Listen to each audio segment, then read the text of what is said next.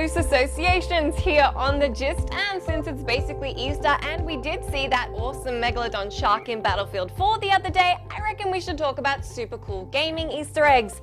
Here's a list of some of my favorites, but do let me know if I miss out on yours. It's a pretty great thing when a wonderful rumor and a cool developer meet, and such was the case with Diablo 2's secret cow level. Around the time Diablo the 1st was released, rumors of a secret cow level spread like wildfire. Unfortunately, that was not the case initially, but Blizzard proved they were good guy Gregs by delivering an actual secret cow level as an Easter egg in Diablo 2. In it, not only do you fight a horde of cranky cows, but there's also a cow king to be defeated for loot, glory, and bragging rights if you have the skills. It's pretty amusing. I'm sorry about that. Next up, I've got a couple of Easter eggs from a game you might actually be playing. GTA 5 is a treasure trove of references, but some of them do get a little creepy. First up, there's a stack of UFOs that you can find around the place. The first is submerged up north, and the next three appear once you've reached 100% completion. Pushing into the downright supernatural, there's also the ghost of Jolene Cranley Evans, who haunts the top of Mount Gordo at around 11 PM at night. If you want your GTA 5 play to go from criminal fun times to horror in 60 seconds.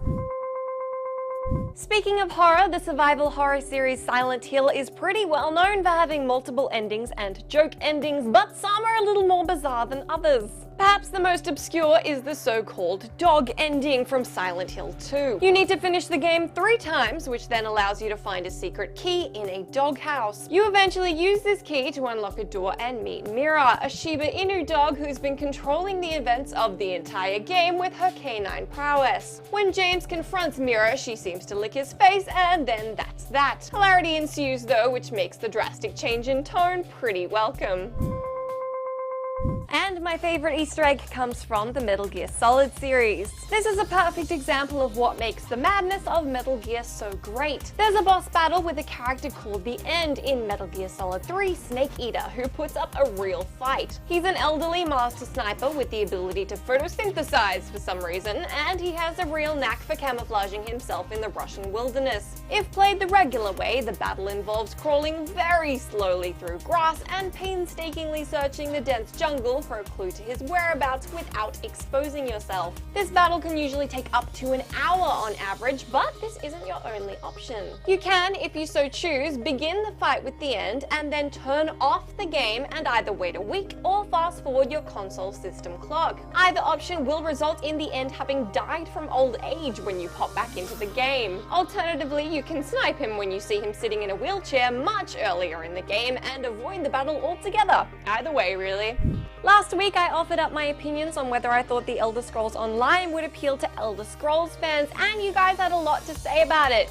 Death of the Ninja pointed out, all that is said throughout this video is Skyrim, Skyrim, Skyrim. Wasn't there other games before, and why do we have to compare an MMO from ZeniMax Online to Skyrim made by Bethesda Game Studios? Skyrim is certainly used as an example in this video, but it's not the only comparison that's being drawn. It's a fair point to note that the games are developed by different studios, but to stack up single-player and massively multiplayer RPGs and think about how fans of one might respond to the other, you have to find some points of reference.